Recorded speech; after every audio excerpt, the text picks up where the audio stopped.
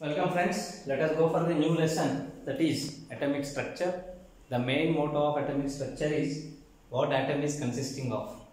And second one is how they are arranged and how it is getting stability and what are its properties and how these properties are dependent on the constituents present inside the atom.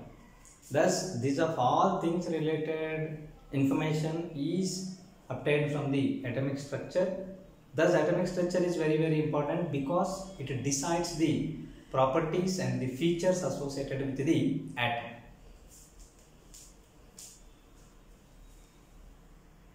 This total atomic structure is associated with the models, various models, time-based various models proposed for the atom. Those includes the Dalton model, Thomson model, Rutherford model. These are all are the primitive basic models. Then after Bohr's model, which gives most of the information but having some defects. Further rectifications as quantum model and its consequences. And in the mid, in between the Rutherford as well as the Bohr's model, we have to discuss about the light, electromagnetic radiation, spectrum and all the things. Followed by in between Bohr's and the quantum model, we have to discuss about the dual nature of the particle, that is de Broglie's equation, Heisenberg uncertainty principles.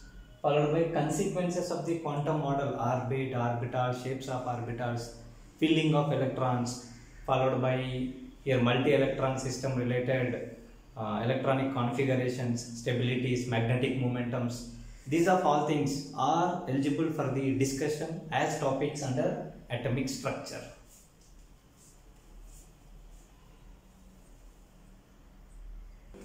The first basic model of the atom that was proposed by John Dalton. John Dalton belongs to the British country, that is England, in 1808. His proposals came in the form of a theory that is said to be the Dalton's model of an atom. From the John Dalton, the theory related to the atoms came to the world. The first basic model related to the atom. Technically, the atom is coined and corresponding features related to the atom for the first time are given by the John Dalton, and this is a primitive model. As per John Dalton, the features are said to be the Dalton model of an atom. Yes, as per that Dalton, his model of atom is having such kind of features are known as Dalton features. The first one, matter is composed of tiny particles, and the tiny individual particle is said to be the atom. Yes, matter objects. Go on dividing the matter objects, we will end with the smallest particle. The smallest tiny individual particle of matter is said to be the atom. Whereas atom is a spherical object and it is electrically neutral. And the composition of atom is unknown because atom is indivisible. It is having something, but whatever it is having, that is unknown. The composition of atom is unknown, but atoms of the elements are having similarity. Nothing but similarity, they are having same size, mass as well as properties. Whereas atoms of different elements are having difference either at size or at mass or at the properties. Or in all respects like size, mass as well as properties, they are different from the one another. Yes, atoms of different elements generally combines in whole number ratio to form the compounds. Whereas atoms neither be created nor be destroyed. These features related to the atom for the first time are revealed from John Dalton for the scientific community, and this model of atom is said to be the Dalton model of an atom. This is known as Dalton model of an atom.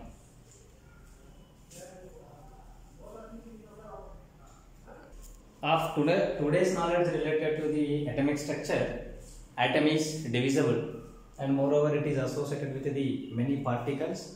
And these of all particles are said to be the subatomic particles.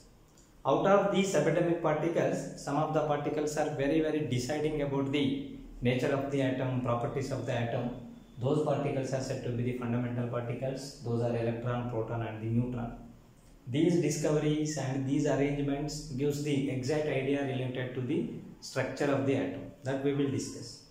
Whereas the other particles, generally known as normal particles, which are responsible for the stability of the atom, those are many in number. Out of them, some of the important are positrons, neutrino, antineutrino, pions, mesons, etc. Whereas here the positron is invented by Anderson, neutrino and antineutrino is invented by Fermi, whereas mesons of negative as well as positive charged mesons are invented by Yukawa, and the neutral mesons are invented by the Kemmer, and many other subatomic particles are there. These all are responsible for the stability of the subatomic particles existence and stability of the atom with these many number of subatomic particles present in it. Thus, whatever the Dalton model is there, it gives the very basic idea. Thus, there exists atom is stable, but it gives that atom is indivisible, composition is unknown, and the arrangement is unknown, stability for the reasons are unknown. But now today, we are aware of the division of atom, we are aware of the subatomic particles, we are aware of the arrangement of the subatomic particles, we are aware of the deciding subatomic particles, we are aware of the stability reasons for the atom, we are aware of properties, how these are associated with the number of these fundamental particles, like which fundamental particle is deciding, and on behalf of the number of fundamental particles, how the features, chemical features and the physical properties associated with the atoms are present, and reasons for the chemical combination. Many of the things are known with the development in the form of atomic structure. Thus, what we can consider is the Dalton model is a very basic and the primitive model of an atom, which gives the idea or the logical term, the meaning of what is meant by atom, or introduction of atom towards the world scientific community is given by the Dalton for the first time. And the atomic structure development starts with the invention of the fundamental particles. The invention of fundamental particles gives time-based models, and there are always rectifications for the models followed by the discovery of the fundamental particles. The foremost fundamental particle that was discovered in the beginning is electron, that is by J.J. Thomson. After discovery of the fundamental particle, that is electron, a model was proposed. Then after the remaining fundamental particles like proton and neutron are invented. Then Rutherford came into existence and given a model is said to be the Rutherford model of an atom, planetary model of an atom. We will go in success. First of all, our discussion is related to the discovery of the fundamental particles followed by the consequent models of the atom. Now the discovery of the foremost fundamental particle, that is discovery of the electron by J.J. Thomson.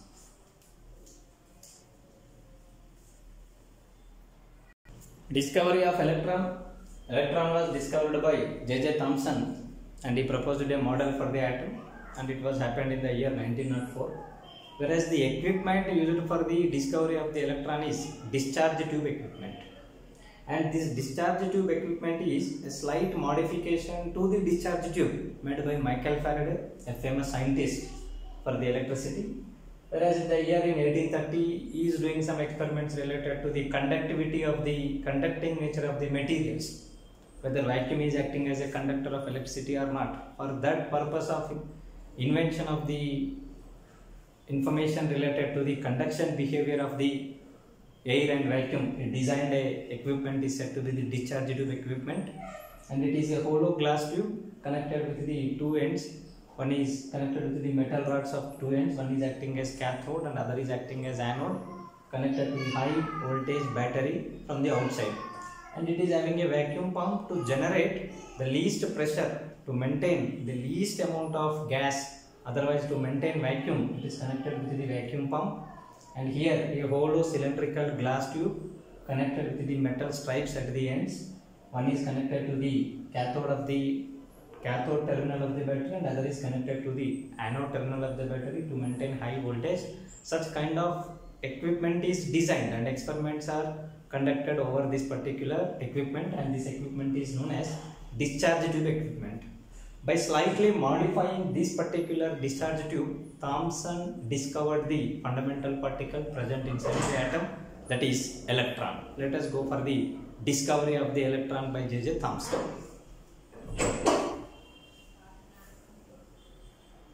Let us go for the discovery of the electron by J.J. Thomson.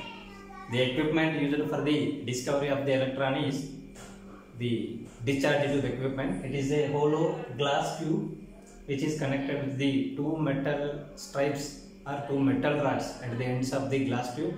One is connected to the cathode portion of the battery and another is connected to the anodic portion of the battery.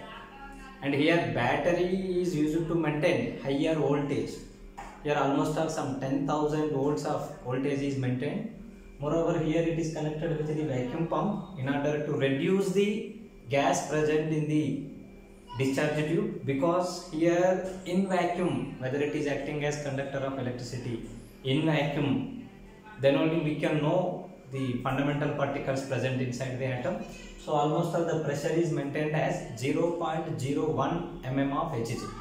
Such kind of very low pressure, almost all vacuum is present, and a high voltage of 10,000 volts are maintained. Under these conditions, and here some invention was made in the discharge tube.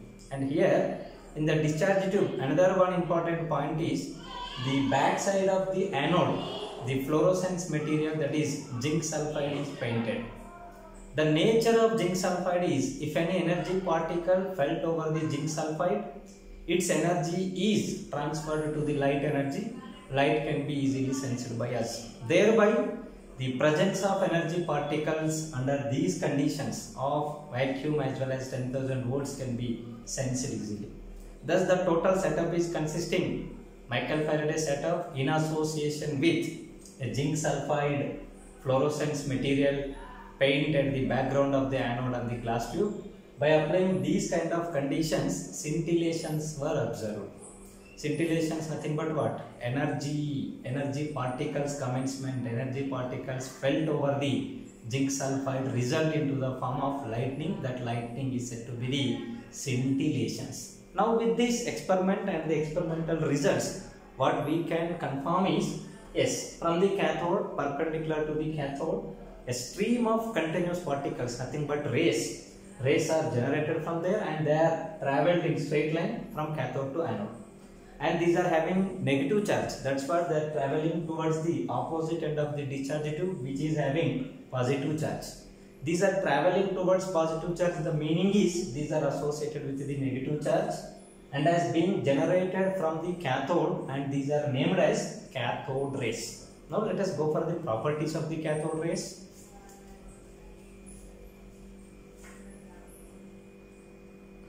Properties of the cathode rays.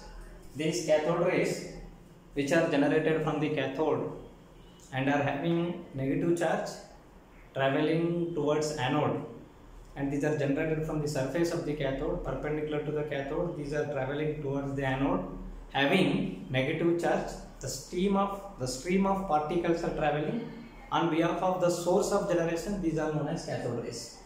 Generated from cathode travels towards anode in the straight line with high speed, whereas we came to know that these are maintaining high speed, but the having of momentum is also tested by keeping a weightless material, a weightless wheel made up of very lightweight containing foils is kept in the mid of the directions of the cathode rays experiment. That wheel is rotating. Implies what? Whatever the momentum of the cathode ray particles is there, that momentum is transferred to the wheel. As a result, wheel came into motion. So therefore these are having momentum, that is, these are associated with mass. As we know, these are associated with velocity in the discharge tube. And these are having heating effect. If any material is kept in the direction of the cathode rays, it is getting heat. And moreover, any photographic plate very sensitive towards the light is kept, very sensitive towards the energy particles is kept, that is getting also affected. And the gas whichever is present inside the discharge tube, which is of 0.01 mm of Hg, that is also getting ionized. Implies what? These are having ionization ability. They can make the gas to undergo ionization. Such kind of higher energy is associated with the cathode ray particles. And these are getting influenced, their direction is straight. But if any external electric field is kept, if any external magnetic field is kept, as per the rules related to the Fleming left-hand rule, Fleming rules, these are getting influenced by the external electric as well as the magnetic fields. And these are having penetration ability also. If any soft material or if any material of somewhat hardness is kept, they are having ability that they can penetrate, they can go into the material up to certain level, certain distance from the surface of the interior, it can penetrate. So therefore these are having penetration ability. and also on striking metals like hard metals like tungsten, copper, iron, etc. They are having ability to produce higher energy radiation like X-rays can also be produced. And the last one, irrespective of the metal used as electrode and irrespective of the gas taken in the discharge tube, the properties and the features associated with the cathode rays are same and constant. Irrespective of the metal used as cathode or anode and the gas present in the discharge tube, irrespective of the nature of the gas, whatever the cathode rays are produced, their properties are same. So therefore these are considered as the particles of the matter. Irrespective of matter, any variety of matter, the nature of the particles remains same. That is the feature associated with the cathode rays.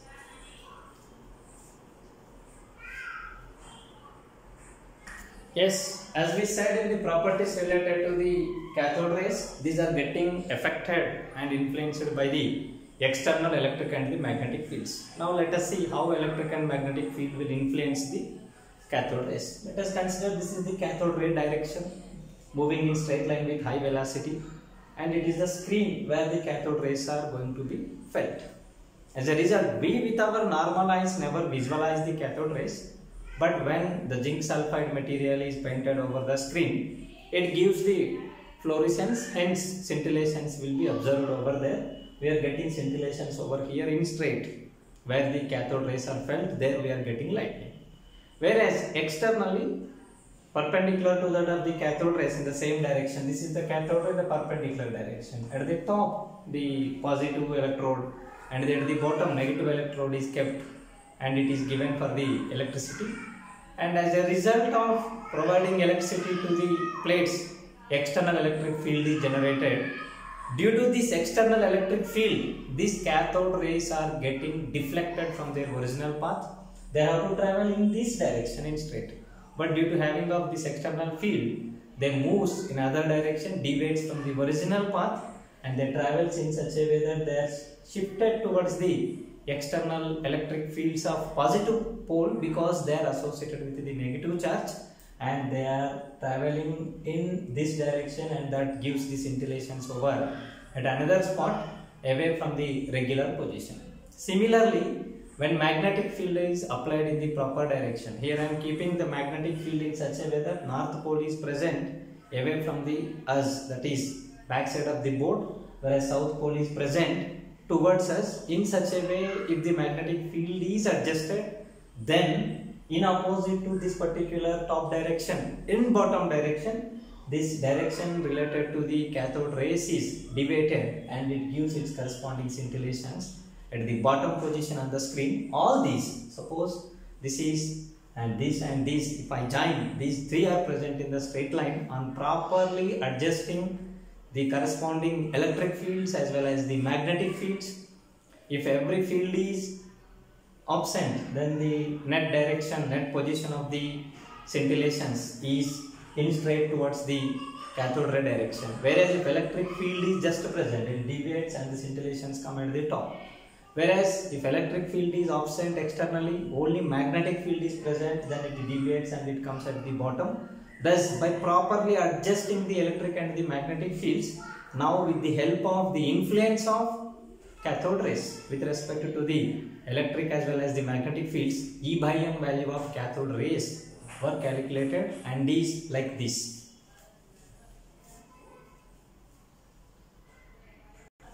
Yes, with the help of the classical physics rules and the electricity as well as the magnetism help, the E by M of the cathode rays, E by M of the cathode ray particle, nothing but electron, that is E by M is intensive property, total charge for total mass, nothing but charge per mass of unit, that is nothing but the particle, either ray or the particle, both are equal. That was calculated and it was found to be equal to 1.758 into 10 power 11 coulombs per kg.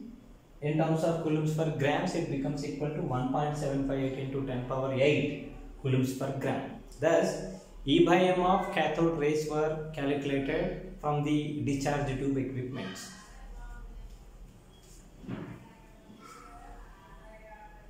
The next is characterization of the electron, like what is its charge, what is its mass, that is characterization of the cathode rays.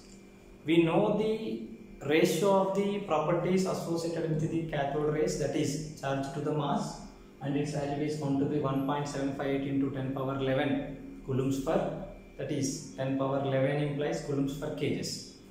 Whereas here we don't know the exact value of charge associated with the cathode ray particle, that is electron, and the mass associated with the cathode ray particle. If any one of them is known, then other is calibrated and it is calculatable.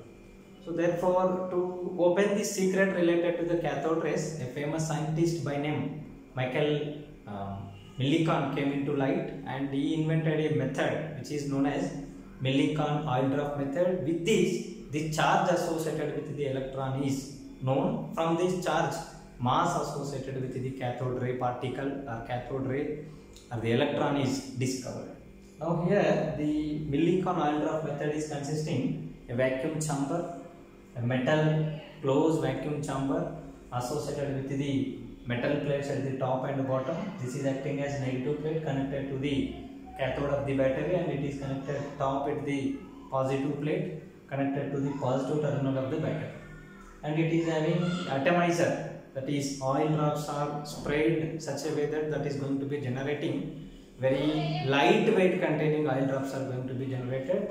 To get such kind of very light in weight atomizer, a special equipment is connected to the oil drop experimental equipment, whereas oil is present. On pressing this one, in the form of spray, oil will be getting out in the form of very small sized droplets.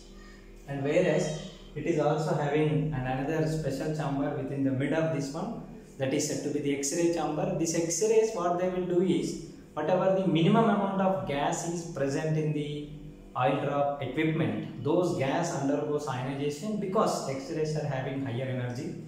They penetrate and they interact with the gas particles and they make them to undergo ionization. As a result, free electrons are getting generated. Those free electrons, when these oil drops are falling from top to bottom freely, then these free electrons are getting absorbed over the oil drops. Now this oil drop inside the chamber will become charged oil drop. Let us see. These are the oil drops in the beginning, whereas after crossing this one, these are acting as charged oil drops. Thus, here I am writing this in the form of stars like this. These are charged oil drops of different sizes. Now, there are two varieties of forces are acting over the charged oil drops. And the condition number one is, oil drop may take any number of electrons. Some may take 1, some may take 10, some may take 100. And some may not take any kind of electrons because if suppose they are not available, but that situation is very rare because electrons produced are very huge in number. So therefore, mostly in every case, every oil drop is accommodated with the electrons. And the oil drop is, due to its weight, it is coming towards the ground, whereas the bottom plate is negative plate. Electrons are present within the oil drops, those are also negative in charge. These negative charges repels with one another. If I intensify the oil drop equipment, then here electric field is generated. That field related repulsion forces are present between the charged oil drops as well as the electric field present inside the oil drop equipment conditions.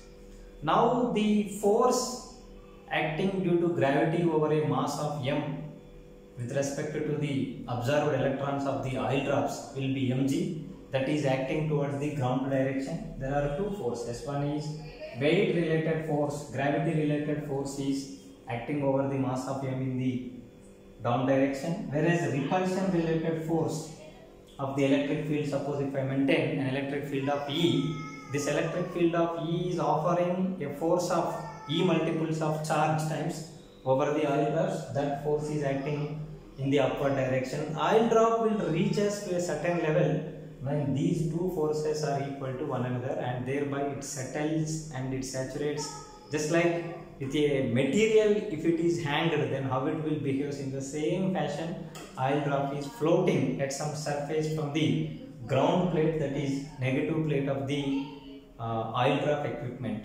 Thereby here mg will becomes equal to E into E. At certain height it is going to be floating in the vacuum, and that is going to be observed from the microscope adjusted from one side of the oil drop equipment conditions. Thereby here mass of oil drop can be measured because I can calculate the corresponding weight related, density related to the oil is known, whereas from the density related information from the size microscope attached with the scaling measurement, thereby the diameter and the radius related to the oil drop can be measured. So therefore mass with the help of density as well as the volume that can be calculated. G value is always constant, whereas the field externally, the electric field that is applied externally is known from the measurements.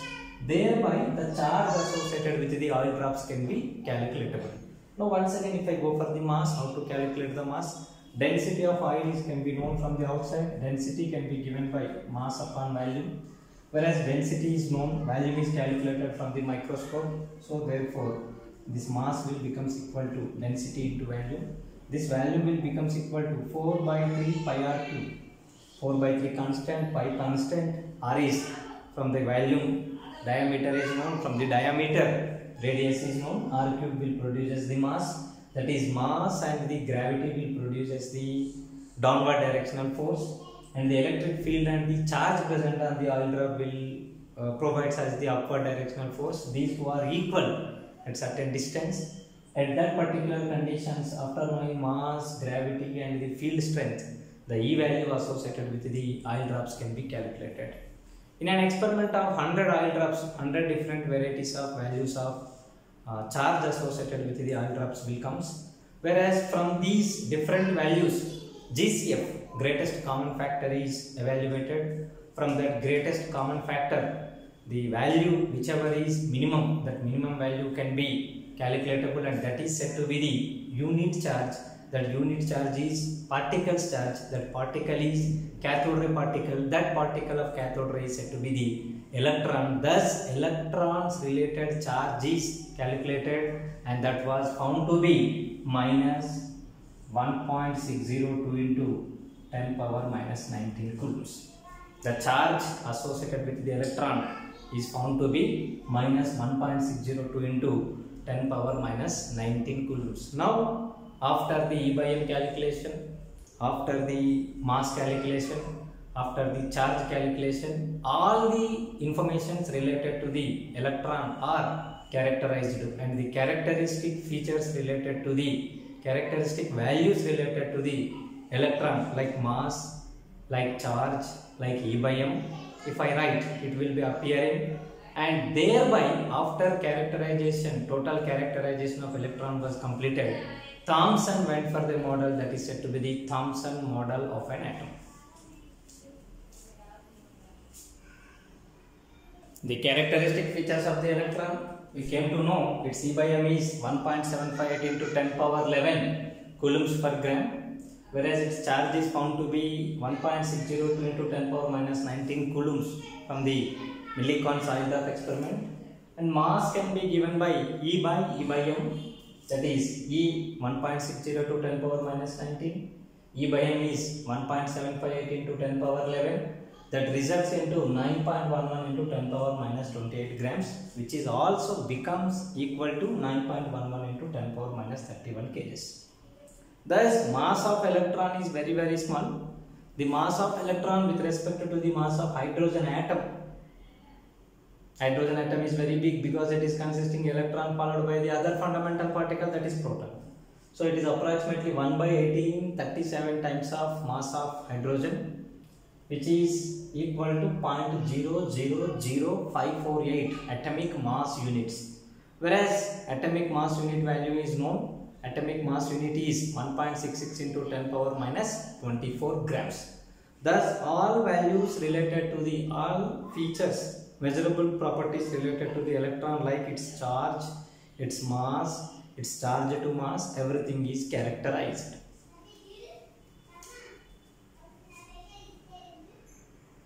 Yes, after characterization of the total features related to the fundamental particle, that is electron, a model was proposed by the discoverer, that is J.J. Thomson, and that model is said to be the Thomson model of an atom. This model is similar to that of the watermelon, hence it is also said to be the watermelon model of an atom. Yes, if I cut the watermelon, the appearance of watermelon present in such a way that the white, the red color edible portion is there. In that white, red color edible portion here and there, seeds are present.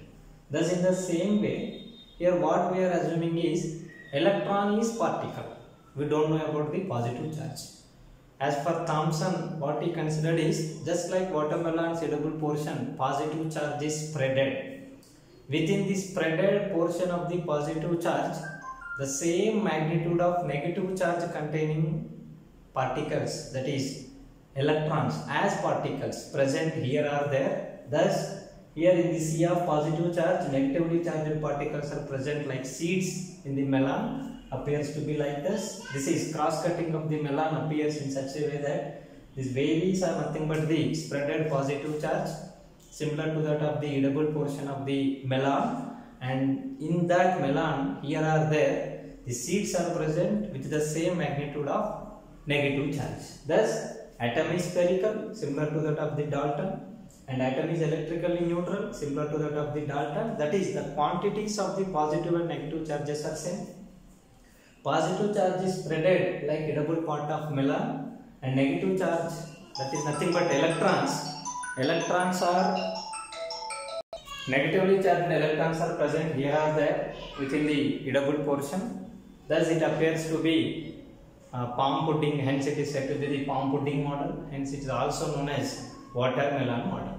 But this model seriously suffers from the stability reasons, because from the classical physics, if oppositely charged things are present close to one in another, then what happens is they neutralize one another, then the stability will becomes a big question. Stability will becomes a big question, then stability of atom becomes very questionable. Then existence of atom is a question, then existence of matter, but these of all things are existing. Hence, this clearly not explains related to the stability of the atom. It is a serious objection related to the stability. Discovery of proton. Protons are discovered by the Goldstein, and the name as proton is given by the Rutherford. Whereas the equipment used for the discovery of the proton is similar to that of the discharge tube equipment used for the discovery of the cathode rays, with a slight modification. That modification is, instead of regular cathode, perforated cathode is used, and instead of pasting zinc sulfide paint was done on the back side of the cathode. Now here, under these experimental conditions of very low pressure followed by 10,000 volts of current on application, here it was observed that scintillations are occurring over the zinc sulfide painted on the back side of the cathode.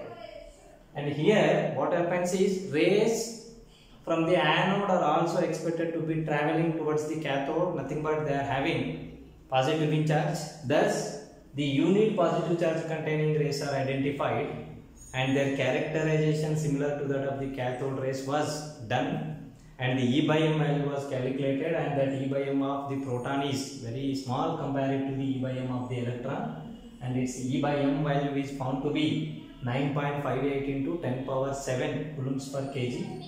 The charge of proton was calculated, and that was found to be equal to plus 1.602 into 10 power minus 19 coulombs. In smaller units, that is electrostatic units, it is found to be 4.8 into 10 power minus 10 electrostatic units, and mass of the proton is found to be 1.673 into 10 power minus 28 grams, and in kgs it will become equal to 10 power minus 31 kgs.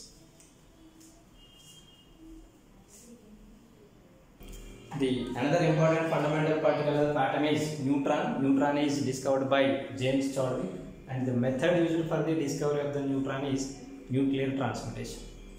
One element is converted to other element by bombarding with the high energy particle.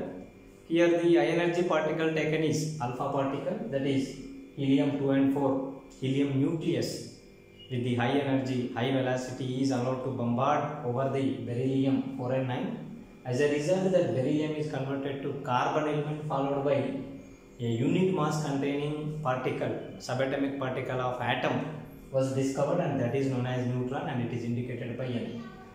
And further investigations and characterizations of the neutron reveals that neutron is having mass of 1.675 into 10 power minus 27 kgs, and in grams that is minus 24 grams, which is in AMUs will becomes equal to 1.008665 AMUs, and charge associated with the neutron is 0. The method of invention of neutron by James Chadwick is of nuclear transmutation method. Table related to the properties of the fundamental particles, electron, proton and the neutron, the corresponding nature, charge, relative charge, absolute mass in AMUs followed by discoverer. Electron nature is negative in charge, and the charge associated with the electron is minus 1.602 10 power minus 19 coulombs. In terms of electrostatic units, the CGS system of charge, that is equal to minus 4.8 into 10 power minus 10 electrostatic units, and the relative charge is generally considered as minus 1 unit of negative charge. Mass is 9.11 into 10 power minus 31 kgs, which is very small, and in terms of grams that is minus 28 grams, and in AMUs that is 0.000584 AMUs, and it is discovered by J.J. Thomson. And proton is having positive charge, and the charge associated with the proton is plus 1.602 into 10 power minus 19 coulombs. In electrostatic units, that is 4.8 into 10 power minus 10 electrostatic units.